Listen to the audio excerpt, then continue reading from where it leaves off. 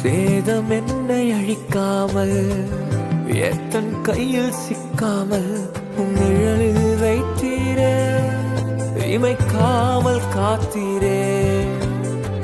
சேதம் என்னை அழிக்காமல் எத்தன் கையில் சிக்காமல் உம் நிழலில் வைத்தீரே, இமைக்காமல் காத்தீரே.